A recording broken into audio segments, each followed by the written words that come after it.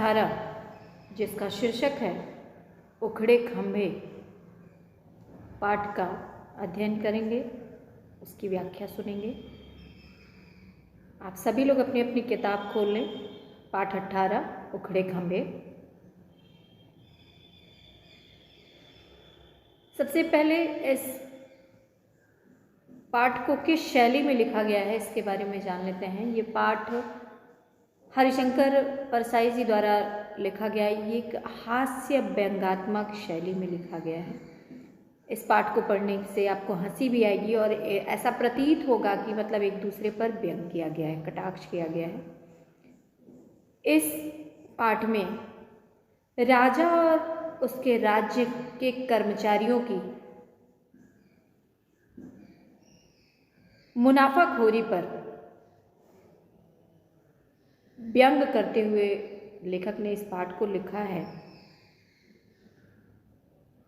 उस मुनाफाखोरी से, जो मुनाफाखोरी उस समाज में व्याप्त है, उस राजा के राज्य में व्याप्त है, उस मुनाफाखोरी से पूरा समाज पीड़ित है, पूरा समाज परेशान है। लेकिन ये जो मुनाफाखोरी रूपी बीमारी है ना, इससे सभी लोग ग्रसित हैं, सभी लोग इसके चपेट में आ गए हैं, लेकिन किसी के पास इसका इलाज नहीं है। कहा जाए कि कोई इस बीमारी को दूर करने का प्रयत्न नहीं कर रहा है। यहाँ किससे संबंधित कोई कौन है? जिस राज्य में ये मुनाफाखोरी की बीमारी, मुनाफाखोरी रूपी बीमारी फैली हुई है, इस बीमारी से उस राज्य की जनता तो परेशान है, ग्रसित है, लेकिन वो प्रजा, वो जनता उस बीमारी, मुनाफाखोरी रूपी बीमारी का इलाज ढूंढने में स्वयं को असमर्थ पा रहे, या यूं कहा जाए कि ढूंढने का प्रयत्न नहीं करे। सभी अपनी अपनी त्रुटियों को छिपाने के लिए एक दूसरे से हर एक चीज छिपाते हुए उसी के गर्त में गिरते जा रहे हैं, उसी बीमारी में की चपेट में आते जा रहे हैं। सबसे पहले हम जानने का प्रयास करते हैं आखिर मुनाफाखोरी है क्या। किस समय में कोई काम किया जाता है तो उसे मुनाफाखोरी की श्रेणी में रखा जाता है। तो हमारे राज्य में, हमारे देश में जब कोई आपातकालीन स्थिति आती है तो उस समय किसी भी वस्तु का अनुचित मूल्य लेकर उससे जो लाभ कमाया जाता है ना, वही मुनाफाखोरी है। मुनाफाखोरी क्या है कि जब हम किसी आपातकालीन स्थिति में किसी भी वस्तु का मूल्य अनुचित रूप से लें और अनुचित लाभ उठाएं। कहने का मतलब यह है कि जब हम उसके एक सामान्य मूल्य से बहुत अधिक मूल्य जब उसका हम लेने लगे तो वही मुनाफाखोरी होती है। और इसका सबसे बड़ा मतलब, इस बीमारी को ख़त्म करने का सबसे बड़ा इलाज यही है कि जिस वस्तु की मूलता यही है कि अगर जिस वस्तु के मूल्य बहुत अधिक हो जाएं, शायद उसे खरीदना थोड़े दिनों के लिए बंद कर दिया जाए। लेकिन लोगों की आवश्यकताएं इतनी बढ़ गई हैं कि किसी चीज़ से वो समझौता करने का प्रयत्न नहीं करते हैं, जो इस मुनाफाखोरी रूपी बीमारी को बढ़ावा देता है। तो आइए अपनी किताब में आप दृष्टिपात करें, अपनी किताब को देखें और उसमें किस तरह से संवाद कहाँ से शुरू हुआ है, कैसे पता चलता है कि वास्तव में उस राजा के राज्य में मुनाफाखोरी रूपी बीमारी अपने चरम पर है। तो आइए देखते हैं। एक दिन राजा ने खींचकर घोषणा कर दी कि मुनाफाखोरों को बिजली के खंभे से लटका दिया जाएगा। सुबह होते ही लोग बिजली के खंभों के पास जमा हो गए। उन्होंने खंभों की पूजा की, आरती उतारी और उन्हें तिलक किया। शाम तक वे इंतजार करते रहे कि अब मुनाफाखोर टांगे जाएंगे, पर कोई नहीं टांगा गया। लोग जुलूस बनाकर राजा के पास गए और कहा, महाराज, आपने तो कहा था कि मुनाफाखोरों को बिजली के खंभे से लटका दिया जाएगा, पर खंभे तो वैसे ही खड़े हैं। मुनाफाखोर स्वस्थ और सानंद है। राजा ने कहा, कहाँ है तो उन्हें खंभों पर टांग ही जाएगा, थोड़ा समय लगेगा। मैंने कहा तो है ही कि मतलब खंभों पर उनको टांगा जाए, लेकिन थोड़ा वक्त लगेगा, थोड़ा समय लगेगा। टांगने के लिए फंदे चाहिए, मैंने फंदे बनाने का ऑर्डर दे दिया है। राजा भी क्या करता, अभी मुनाफाखोर पकड़े नहीं गए हैं, जिस कारण सिर्फ उसने आदेश पारित करवाया है, अभी वो पकड़े नहीं गए हैं। उसे ये लगता है कि जो मुनाफाखोर है वो शायद उसके सामने आकर के उससे माफ़ी मांग ले, ये भी हो सकता है इस घोषणा करवाने के पीछे। तो राजा भी उस बात को थोड़ा सा टालने का प्रयत्न नहीं कह सकते, बस उस बीमारी को दूर करने का इलाज ढूंढ रहा है। तो जिसमें वो बताता है कि भाई लटकाए तो जाएंगे, लेकिन लटकाने के लिए फंदे चाहिए, तो उन फंदों को बनाने का ऑर्डर मैंने दे दिया है, उसके मिलते ही सब मुनाफाखोरों को बिजली के खंभों से टांग दूंगा। बात यहीं ख़त्म नहीं हुई। वो जो जुलूस लेकर राजा के सामने लोग गए हुए थे, उसी भीड़ से एक आदमी उठा और बोला कि वो फंदा बनाने के लिए भी कोई एक मुनाफाखोर ही, वो मतलब जो बनाने का जो ठेका लिया है वो भी तो एक मुनाफाखोर ही होगा, वो भी ठेका, फंदा बनाने का ठेका एक मुनाफाखोर ने ही लिया होगा। राजा ने कहा तो क्या हुआ, उसे उसके ही फंदे से टांगा जाएगा। तभी दूसरा बोल उठा, पर वह तो कह रहा था कि फांसी पर लटकाने का ठेका भी मैं ही ले लूंगा। सोचने वाली बात है, जो उस फंदे को जिसको बनाने का ठेका दिया गया है, तो लोग उस भीड़ से ही कह रहे हैं कि शायद वो भी कोई मुनाफाखोरी हो।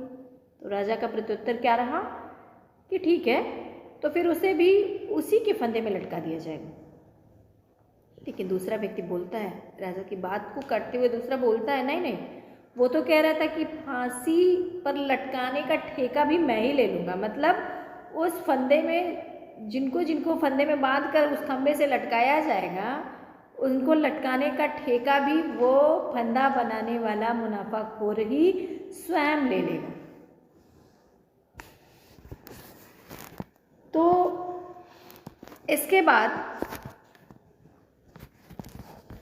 बात आती है कि राजा ने तब इस बात पर जवाब दिया कि वही ऐसा नहीं होगा, नहीं, वहाँ ऐसा होगा ही नहीं। फांसी देना निजी क्षेत्र का उद्योग अभी नहीं हुआ है। मतलब जब वो एक व्यक्ति उस भीड़ से उठ करके कहता है कि वो तो कह रहा है कि मैं फंदा बना रहा हूँ, तो फांसी देने का ठेका भी मैं ही ले लूँगा, उस लटकाने का ठेका मैं ही ले लूँगा। तो राजा ने जवाब दिया कि नहीं नहीं, ऐसा नहीं होगा, फांसी देना किसी निजी क्षेत्र का उद्योग अभी नहीं हुआ है। लोगों ने पूछा तो कितने दिन बाद वे लटकाए जाएंगे? राजा ने कहा आज से ठीक 16वें दिन वे तुम्हें बिजली के खंभों से लटके दिखेंगे। लोग दिन गिनने लगे। 16वें दिन सुबह उठकर लोगों ने देखा कि बिजली के सारे खंभे उखड़े पड़े हैं। वे हैरान हो गए कि रात न आंधी आई न भूकंप आया, फिर वह खंभे कैसे उखड़े पड़े हैं? कौन से खंभे? जिन खंभों पर उन मुनाफाखोरों को लटकाने का आदेश राजा ने दिया। उन्हें खंभे के पास एक मजदूर खड़ा मिला। उसने बताया कि मजदूरों से रात को ये खंभे उखड़वाए गए। लोग उसे पकड़कर राजा के पास ले गए। उन्होंने शिकायत की, महाराज, आप मुनाफाखोरों को बिजली के खंभों से लटकाने वाले थे, पर रात में सब खंभे उखाड़ दिए गए।